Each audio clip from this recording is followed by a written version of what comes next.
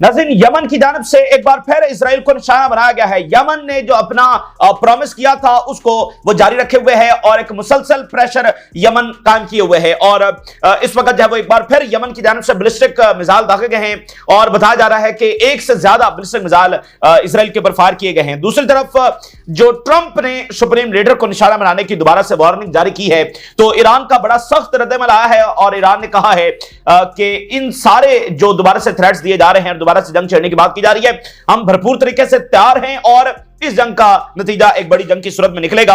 बड़ा सख्त तरीन रद्दअमल जो है वो ईरान की जानिब से आया है और ईरान ने कहा है कि जो ट्रंप और नेतन्याहू को डिफीट हुई है, अब वो इस तरह के बयान देने पर मजबूर हैं। और गजा से नाज़रीन रॉकेट्स फायर हुए हैं। इस वक्त बताया जा रहा है कि फलस्तीनी रेजिस्टेंस जो है वो कई एक इलाकों में इसराइल के साथ हैवी क्लैशेस कर रही है और गजा से रॉकेट्स फायर हुए हैं और इसराइली फौज की मजीद हलाकतों की रिपोर्ट जो है वो सामने आ रही हैं। इसी दरमियान जो यूरोपीय यूनियन की मजीद मेंबर स्टेट्स हैं वो प्रेशर डाल रही हैं कि इसराइल के खिलाफ असली इकदाम जो है वो उठाए जाएं।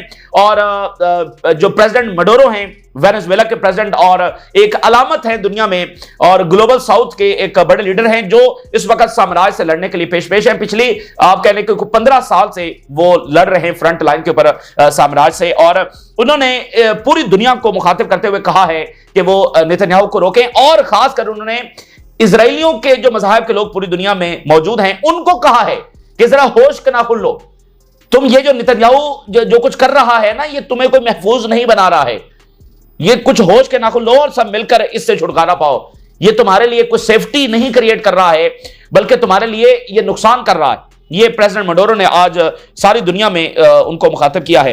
तमाम डिटेल्स आपके सामने रखेंगे। नाज़रीन, यमन ने एक बार फिर हमला कर दिया है और कंटिन्यूअसली यमन जब हमले करते चला जा रहा है। सिर्फ जब ईरान की जंग हुई तो उस वक्त तो फिर और ही माहौल बना हुआ था, तो यमन उस वक्त साइड के ऊपर बैठ गया और ईरान जब हमले करता रहा। जो ही वहां पर सीज फायर हुआ है और गजा में सीज फायर नहीं हुआ तो यमन के हमले उसी इक्वेशन के मुताबिक जारी हैं कि जब तक गजा में इसराइल हमले करता रहेगा और अपनी फौज नहीं निकालेगा तो यमन के जो हमले हैं वो इसराइल के ऊपर जारी रहेंगे। और यमन का जो हर हमला है वो अमेरिका और इसराइल की शिकस्त का मुंह बोलता सबूत है, क्योंकि इन दोनों ने मिलकर पूरा जोर लगाया यमन को खत्म करने के लिए, रेजिस्टेंस को यहां पर खत्म करने के लिए, लेकिन वो इनको डिफीट नहीं कर सके हैं। तो आज 21 महीने पूरे होने को आए हैं और रेजिस्टेंस उसी तरह से मौजूद है और उसी तरह से इसराइल पर अपने जो हमले हैं वो जारी रखे हुए हैं। और आज के हमलों में उन्होंने ज्यादा बैलिस्टिक मिसाइल इस्तेमाल किए हैं, ज्यादा टारगेट्स को हिट किया है और खासकर जो ईरान की जंग हुई है उससे ज्यादा इंफॉर्मेशन आई है, टारगेट्स के हवाले से, इनके एयर डिफेंस के हवाले से ज्यादा इंफॉर्मेशन जो है वो आई है। सो जरा देखिए, यमन ये कह रहा है कि हमने टॉप टियर मिलिट्री ऑपरेशंस किए हैं, टारगेटिंग सेंसिटिव टारगेट्स, इसराइल की जो हसास तरीन मिलिट्री इंस्टॉलेशंस हैं उनको निशाना बनाया है और बियर शिवा यहां पर हिट किया है। ये जो इलाका है इसको ईरान ने बहुत ज्यादा हिट किया है, यहां पर उनकी बड़ी सेंसिटिव मिलिट्री इंस्टॉलेशंस हैं उसको हिट किया गया है। यहां पर इनकी कई वैराइटीज भी बहुत ज्यादा हुई हैं और बियर शिवा को आज यमन ने हिट किया है। और इसके अलावा वो कह रहे हैं कि हमने जुल्फकार जो मिसाइल हैं वो इस्तेमाल किए हैं and successfully achieve it's goals. और फिर वो कह रहे हैं कि बहुत सारी सेंसिटिव दीगर मिलिट्री साइट्स, इंस्टॉलेशंस और फिर याफा के अंदर, हाइफा के अंदर नंबर ऑफ बैलिस्टिक मिसाइल हमने इस्तेमाल किए हैं, ड्रोन्स इस्तेमाल किए हैं, विच वर ऑल सक्सेसफुल। कि बियर शिवा के अंदर, तल अवीव के अंदर, हाइफा के अंदर हमने बहुत सारे सेंसिटिव टारगेट्स को जो है वो निशाना बनाया है और हमारे जो तमाम के तमाम, जिसमें बैलिस्टिक मिसाइल भी इस्तेमाल हुए, जिसमें ड्रोन्स भी इस्तेमाल हुए और ये सारे के सारे कामयाब रहे। अच्छा, यमन का नाज़रीन जो किरदार है यहां पर हमेशा के लिए याद रखा जाएगा, क्योंकि जो अजमत होती है वो इसी तरह से होती है, जो मजलूमों के साथ खड़ा होता है उसी की अजमत होती है। जो छुपकर और डर कर बुजदिली के साथ बैठ जाते हैं उनकी कोई अजमत नहीं होती और दुनिया ना उनके ऊपर ट्रस्ट करती है और ना उनके पीछे चलती है। तो यमन का किरदार भी याद रखा जाएगा, जो मिडिल ईस्ट की सबसे गरीब कौम होने के बावजूद वो फलस्तीनियों के साथ खड़े हुए और इस तरह से उन्होंने मदद की। और उनका किरदार भी याद रखा जाएगा जो यहां पर बेसिस को होस्ट करते हैं और जब उन बेसिस को निशाना बनाया जाता है तो वो अचानक से और उनके सारे हवारी उठ खड़े होते हैं और कहते हैं ये जनाब हमारे पर हमला हो गया। यानी ये कितनी मुज़हिका खेज बात है, क्योंकि देखें सारा मीडिया उनके कंट्रोल में है, सारा नैरेटिव वो यहां पर कंट्रोल करते हैं। तो फिर ये कितनी मुज़हिका खेज बात है कि ईरान मिसाल के तौर पर अगर वो रशिया को अब यहां पर बेसिस अलाउ करता है और रशिया जनाब यहां से निकले और वो इराक में बमबारी करे, वो शाम में करे, वो लेबनान में करे, वो यमन में करे, वो फलस्तीन में करे, ठीक है, या बाकी मुल्कों में जाकर करे और अगर कोई रिस्पॉन्ड करने आए तो ईरान कहे कि यह हमारे ऊपर हमला है। यानी अगर कोई रशियन बेसिस को आकर हिट करे, जो रशिया जो कुछ बिलफर्ज करे, तो ईरान कहे कि यह हमारे ऊपर हम, ये कितनी मजेका खेज बात होगी। तो इधर भी उतनी ही मजेका खेज बात है। ये जिन जिन मुल्कों में ये बेसिस हैं, उसका जो सारा खर्चा है वो यही मुल्क अफोर्ड करते हैं, यानी उनको लेकर बैठे हुए हैं, ठीक है ना। तो ये बेसिस जो है वो किस तरह से इसराइल की सपोर्ट करती है, तमाम जो भी इसराइल के मिलिट्री ऑपरेशंस हैं, जो उसको असलहा सप्लाई है, ये सारी इन्हीं बेसिस से मैनेज होती है। तो बात यह है कि वो कहते हैं ये हमारे, हमने ये बेसिस इसलिए हमारे पास, हमने यहां पर अलाउ किया हुआ कि ये हमारी सिक्योरिटी के लिए। तो सिर्फ इन मुल्कों की सिक्योरिटी मैटर करती है भाई, बाकी किसी की कोई सिक्योरिटी नहीं है। असल बात तो यह है कि अगर आपने उनको अलाउ किया है तो फिर आप उनसे यह भी कमिटमेंट लें कि आप इस रीजन में कहीं बमबारी नहीं करेंगे, ठीक है ना। ये कौन सी सिक्योरिटी है जिसमें सिर्फ आपकी सिक्योरिटी होगी और बाकी किसी की सिक्योरिटी नहीं होगी। तो बहरहाल ये अब बहुत बड़ा तजाद पैदा हो गया है इस रिसेंट वाकये के बाद, जो ईरान ने इन बेसिस को हिट किया है, उसके बाद ये बड़ा तजाद पैदा हो गया और बड़ी डिबेट पैदा हो गई है कि जनाब ये तो बात कोई बनती और समझ में आने वाली नहीं है जो आप बयानिया बना रहे हैं। बहरहाल वो बयानिया चल रहा है। स्वीडन से कॉल हुई है कतर के अमीर को, और उन्होंने कहा कि कंडेम किया ईरानी हमले को। तो बहरहाल उनके वेस्ट से भी ताल्लुकात हैं, यहां का मीडिया भी उनके कंट्रोल में है, तो एक नैरेटिव वो बना रहे हैं, लेकिन हकीकत यह नहीं है। और देखें, इस नैरेटिव के साथ आगे बढ़ेंगे तो कुछ भी हासिल नहीं होगा। फिलहाल मामला ठीक है, फिलहाल वो मामला रिवाइव हो रहे हैं, वो सारी बात ठीक है, लेकिन ये दोबारा भी हो सकता है, क्योंकि अमेरिका दोबारा से हमला करने की बात कर रहा है, तो दोबारा से भी अमेरिकन बेसेस हिट हो सकती हैं, तो दोबारा से फिर यही नैरेटिव जो है वो बनाया जाएगा। तो फिलहाल तो मामला ठंडा हो रहा है, ईरान के सदर और इधर गल्फ से राब्ते भी हुए हैं, बैकडोर चैनल से बातचीत हो रही है, तो फिलहाल तो मामला ठंडा है। लेकिन ओवरऑल ये एक ऐसा इशू है जो किसी भी वक्त इग्नाइट हो सकता है। अच्छा, अब ईरान का मामला किस तरह से आगे बढ़ रहा है, देखिए 30 साल तक अमेरिका और इजराइल ने मिलकर ईरान पर हमले की प्लानिंग्स की, कैसे हमला होगा और न्यूक्लियर साइट्स को कैसे निशाना बनाया जाएगा, यानी पूरी प्लानिंग उनकी जानब से वो की गई। और इन 30 सालों के अंदर वो ईरान को मुसलसल कमजोर करने की भी कोशिश करते रहे, वहां पर अपने जासूस भी भेजते रहे, वहां पर बहुत सारे कोवर्ट ऑपरेशंस भी करते रहे, बहुत सारे साइंटिस्ट को इजराइल की जानब से वो टारगेट भी किया जाता रहा। तो दोनों मुल्कों ने खौफनाक और बेरहम तरीके से तमाम हदों को पार करते हुए जो प्लानिंग्स बनाई, उसके तहत जब वो हमला किया। और उनके बाद जो सबसे बड़ा कार्ड था, जो ब्रुटैलिटी की इंतहा थी, वो असैसिनेशंस का कार्ड था कि असैसिनेट किया जाएगा और उसके बाद जब वो वहां पर जो है वो रिवोल्ट करवा दिया जाएगा। और हमले के फौरी बाद नेतन्याहू ने यही बात की कि ईरान के लोग जो है वो रिवोल्ट कर दें। और मुसाद जो है वो जूनियर जर्नैल जो है उनको कह रही थी कि वो वीडियो बनाएं गवर्नमेंट के खिलाफ, और यहां से जब निकल जाए वगैरह उनकी फैमिलीज को टारगेट किया जाएगा। तो आप कह लें कि एक साम्राज्य जो है वो बड़े खौफनाक और बेरहम तरीके से ईरान पर हमलावर हुआ था, ठीक है। लेकिन उनके वहमो गुमान में भी नहीं था कि अगर तमाम टॉप मिलिट्री लीडरशिप शहीद कर दी जाए तो उसके बावजूद ईरान रीग्रुप हो सकता है, और वो भी चंद घंटों के अंदर। ये मिलिट्री लॉजिक में ये बात नहीं थी कि ऐसा भी हो सकता है। यानी आर्मी चीफ भी गया, यानी कि IRGC का चीफ भी गया, यानी मिलिट्री इंटेलिजेंस का चीफ भी गया, यानी कि एरोस्पेस का भी गया, तमाम टॉप मिलिट्री लीडरशिप वो सारी शहीद हो जाए और इतने घंटों में वो जल्दी से रीग्रुप करके अटैक कर दें, तो ये इनके वहमो गुमान में भी नहीं था। तो ईरान ने रीग्रुप किया, उसने अटैक किया और भरपूर जंग लड़ी, ठीक है ना, भरपूर तरीके से जंग लड़ी और इनको शिकस्त फाश हुई है। तो अब ये क्या कर रहे हैं, अब ये सिर्फ अपना फेस सेविंग कर रहे हैं, ठीक है ना। यानी और वो फेस सेविंग कैसे कर रहे हैं, स्टेटमेंट्स देकर फेस सेविंग कर रहे हैं, धमकियां देकर फेस सेविंग कर रहे हैं कि हम दोबारा से हमला करेंगे, जो कि ये कर भी सकते हैं। तो वो सारी वो सिचुएशन क्रिएट करना कि हम दोबारा भी, भाई जब आप फाते हो गए हैं, मतलब अमेरिका और जापान में जापान हार गया, तो क्या यह था कि अमेरिका दोबारा हमला करेगा? अफगानिस्तान में फौजें उतरी तो क्या यह था दोबारा हमला करेंगे? तो अगर ईरान हार गया है तो फिर दोबारा हमले का क्या मकसद है? तो इनको बुरी तरीके से जब वो शिकस्त हुई है और ये फेस सेविंग करने के लिए, और आप देखें अचानक से जो ट्रंप है वो थर्ड पार्टी बन गया। इस सदी का जो सबसे बड़ा जोक है ना, इस सदी का सबसे बड़ा जोक ये है कि ट्रंप एक पीस मेकर प्रेसिडेंट है। ये इस सदी का सबसे बड़ा जोक है। तो ट्रंप जो है वो अचानक से थर्ड पार्टी बन गया है, अचानक से न्यूट्रल बन गया है। जब ईरान ये इजराइल जब ईरान के ऊपर लीथल और बारबैरिक हमले कर रहा था, हॉस्पिटल को बम कर रहा था, रेड क्रिसेंट जो ये इमारत है उसको निशाना बनाया गया, एम्बुलेंसेस को निशाना बनाया गया, रेजिडेंशियल बिल्डिंग्स को निशाना बना रहा था, तो जो ट्रंप साहब है वो कह रहे थे ये एक्सीलेंट काम कर रहा है, Israel is doing excellent job. और फिर ये इतरा रहा था कि हमने जो दुनिया का बेहतरीन वेपनरी है वो हमने इजराइल को दिया हुआ है, वो चलाना जानते हैं और हम मजीद वेपनरी दे रहे हैं। ये उस वक्त इसका स्टांस था। और अचानक से जो थर्ड पार्टी बन गया है। तो ये सिर्फ फेज 7 के लिए है। और आप नोट करें, जब ये सीज फायर हुआ है तो फिर ट्रंप ने 2-3 ट्वीट दागे कि इजराइल जब वो ये खिलाफवर्जी सीज फायर की बंद करे और अपने पायलट्स को वापस बुलाए और हमला ना करे ईरान पर। तो ये क्या था? ये भी एक फेज 7 थी कि नेतन्याहू जो है वो कहे कि मेरे ऊपर तो देखो ट्रंप का कितना प्रेशर आ गया, तो देखें ट्रंप का प्रेशर आ गया तो मुझे पीछे हटना पड़ गया, और ट्रंप अचानक से थर्ड पार्टी बन गया। इन्होंने मिलकर हमला किया। जब इनको शिकस्त हुई और उधर थर्ड सिस्टम भी फारिग हो गया और उनका सारा एयर डिफेंस फारिग हो गया और इतनी मेजर कैजुअलिटीज हुई कि मुसाद का उन्होंने हेडक्वार्टर भी उड़ा दिया। ठीक है, मुसाद का हेडक्वार्टर, यानी कोई चीज इनकी बस वो बची नहीं, सारे इनके सेंसिटिव टारगेट्स उन्होंने उड़ाना शुरू कर दिया और मेजर कैजुअलिटीज और तल अवीव और हाइफा खंडर का ढेर बनना शुरू हो गए। और शिपिंग कंपनीज ने कहा कि हम तो इजराइल आएंगे ही नहीं, तो इनकी दौड़ें लगी और इन्होंने सीज फायर करवाया। और फिर उसके बाद ये वाला मंत्रा कि वो थर्ड पार्टी बन गया और नेतन्याहू ने कहा मेरे पर तो ट्रंप का प्रेशर है। तो ये सबसे बड़ा जोक है कि ट्रंप साहब एक पीस मेकर प्रेसिडेंट हैं। तो असल में ये हुआ है और उनको बुरे तरीके से जब शिकस्त हुई है, तो अब अगर वो दोबारा से हमला करेंगे तो इससे भी ज्यादा सख्त रिस्पांस देने के लिए तैयार है ईरान। देखिए, उन्होंने एक परसेप्शन क्रिएट की कि ईरान एक वीक स्टेट है। Iran is not a weak state, और इस जंग के बाद तो वो और ज्यादा ताकतवर होकर उभरा है। यानी कोई ये प्रोपेगेंडा शुरू कर दे कि चाइना वीक है, चाइना वीक है, तो उससे क्या चाइना वीक हो जाएगा? तो इसी तरह ईरान के खिलाफ प्रोपेगेंडा करने से कुछ हासिल नहीं हुआ, बल्कि जो इजरायली ताकत का मिथ था, एक होता है ना कि बदमाश बना फिरता है एक बंदा, सब उससे डरते हैं, सब उससे डरते हैं, लेकिन एक दिन उसको बाजार में चपेट पड़ गई तो सबको पता चल गया कि अच्छा ये कितना बड़ा बदमाश। तो इससे हुआ यह है कि वो जो इजराइल की ताकत का मिथ था कि वो इस रीजन में जिसको चाहे क्रश कर सकते हैं, वो टूटा है।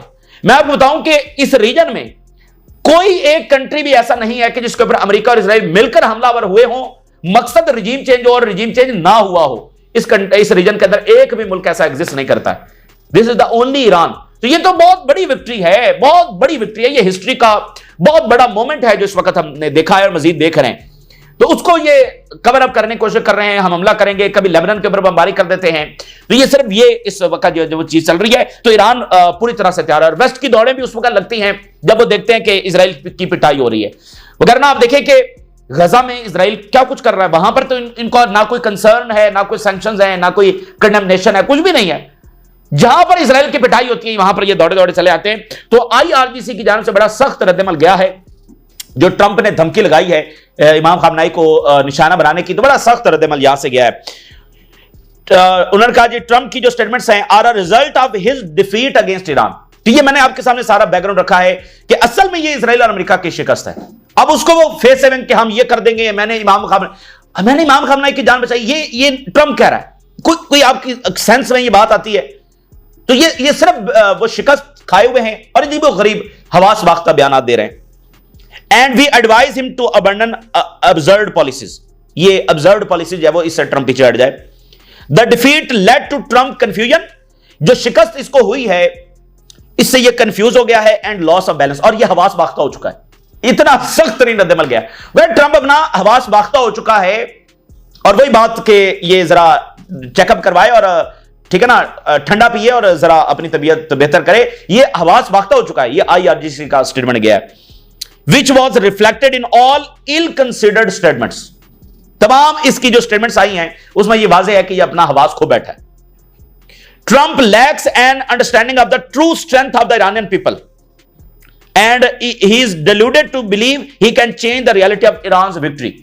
तो असल बात यह है कि जो ट्रंप इंतजामिया है और उसके जो सारे हवारी और जो उसके जो है ना एडवाइजर हैं, वो इग्नोरेंट है, वो ईरान की स्ट्रेंथ से इग्नोरेंट हैं।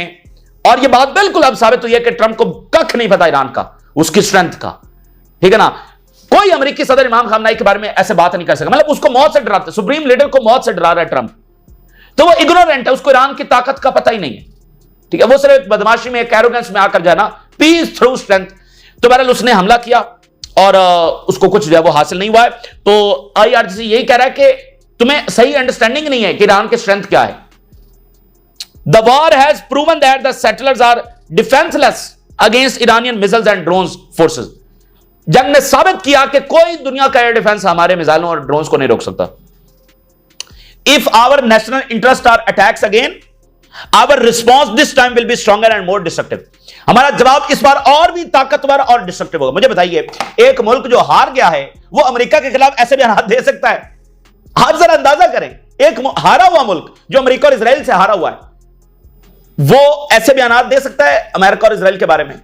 तो बात यह है कि चूंकि मीडिया उनके हाथ में है, वो बहरहाल एक सुपर पावर तो हैं, तो वो एक बयानिया बना रहे हैं, लेकिन उनको यहां पर इबरतनाक शिकस्त हुई है। और ईरान की जानिब से सिक्योरिटी काउंसिल को लेटर गया है, the threat of America and the Zionist entity to assassinate the supreme leader is state terrorism. मतलब ये दुनिया में, मैंने आपको बताया ना कि दुनिया जैसी तैसी भी है, दुनिया फिर भी कुछ ना कुछ नॉर्म्स, कुछ ना कुछ अंडरस्टैंडिंग्स के ऊपर चल रही है, जो गजा में खत्म हुई और अब ईरान के मामले में और ज्यादा खत्म हुई है, जिसमें एक सॉवरन नेशन के ऊपर हमला करना बगैर किसी जवाब के, ठीक है, फिर पॉलिटिकल लीडरशिप को असैसिनेट करने की धमकियां बराह रास्त अमेरिकी सदर से आना, और फिर देखना ट्रंप एक थर्ड पार्टी भी है और एक पॉलिटिकल लीडर को असैसिनेट करने की धमकियां भी लगा रहा है। एक दुनिया का सबसे बड़ा ये सालिस भी है और एक पॉलिटिकल लीडर को असैसिनेट करने की धमकियां, कोई अमेरिकी सदर ऐसा नहीं कर सका। ये यानी इसका ये बयान देना, ठीक है ना, तो ये स्टेट टेररिज्म ईरान ने इसको कहा, सिक्योरिटी काउंसिल को लेटर भेजा है। अच्छा, ईरान में आज फ्यूनरल हो रहा है जो रिटायर कमांडर्स हैं, और ईरान मतलब जो लोग वहां पर निकले हुए हैं, ईरान और ज्यादा स्ट्रेंथ और ज्यादा यूनाइटेड हुआ है। Iran unites in mourning honours martyrs in mass funeral, और जो तेहरान का रेवोल्यूशन स्क्वायर है वहां पर यह फ्यूनरल हो रहा है। और इसमें इंपॉर्टेंट बात यह है कि बहरीन, इराक और अदर जो अरब नेशंस हैं वहां से भी पार्टिसिपेशन हो रही है। मुमकिन है कि कतर से भी और इन मालिक से, लेकिन बहरीन से होना बड़ा इंपॉर्टेंट है, क्योंकि बहरीन के अच्छे ताल्लुकात नहीं है ईरान से, तो बहरीन से भी पार्टिसिपेशन हो रही है, इराक से भी हो रही है, और अदर जो अरब नेशंस है वो भी इसमें पार्टिसिपेट कर रहे हैं। अच्छा, तो अब जो गजा में क्या सूरत हाल है, गजा में फिलिस्तीनी रेजिस्टेंस मौजूद है और अभी भी लड़ रही है, ठीक है। अब देखें जब ये इजराइल और सामने एक हमास हो, हिजबुल्ला हो या हुतीज हो, या अमेरिका के सामने ईरान हो, तो इनका सर्वाइवल ही उनकी फतह होती है, ठीक है ना, इनका सर्वाइवल ही इनकी फतह होती है। तो यहां पर हमास का सर्वाइवल ही उसकी फतह है। इजराइल को यहां पर शिकस्त हो चुकी है और वेस्ट ने बहुत टाइम दिया है इजराइल को, उन्होंने अपना पूरा ऑर्डर डिस्ट्रॉय कर दिया इजराइल के लिए, पूरा ऑर्डर इनका जा चुका है, इनके इदारों की कोई अहमियत नहीं है, कोई इनके जो इन्होंने इंस्टीट्यूशंस कायम किए इस ऑर्डर के लिए वो सारे फारिग हो चुके हैं। इन्होंने इजराइल को इतना टाइम दिया है जो यकीन मानिए अगर वेस्ट का कोई मुल्क खुद भी ऐसा करना चाहे तो वो नहीं कर सकता, उसके पास भी इतना टाइम नहीं होगा एक जेनोसाइड करने के लिए। आज के दौर में वेस्ट का ताकतवर तरीन मुल्क भी बराह रास्त ये कुछ नहीं कर सकता। तो पूरे वेस्ट ने मिलकर इजराइल को फातेह करवाने के लिए और ग्रेटर इजराइल बनवाने के लिए इतना उन्होंने टाइम दिया है कि बहुत सारी हुकूमतें गिर गई, इकोनॉमी डैमेज हो गई, उनका सॉफ्ट इमेज दुनिया में डैमेज हो गया, इनके डबल स्टैंडर्ड्स इनके अपने लोगों के सामने आ गए, सारा कुछ हो गया, इनकी यूनिवर्सिटीज के अंदर क्या कुछ हुआ। लेकिन इजराइल के लिए ये सारा कुछ करते रहे और कुछ इन्होंने हासिल नहीं किया, और इजराइल कुछ हासिल नहीं कर सका। तो इजराइल की जो पावर का मिथ था वो पूरी तरह से डिस्ट्रॉय हो चुका है। तो अभी बहुत बड़े क्लैशेस हो रहे हैं जिसमें इजराइल की मजीद हलाकतों की रिपोर्ट आ रही है।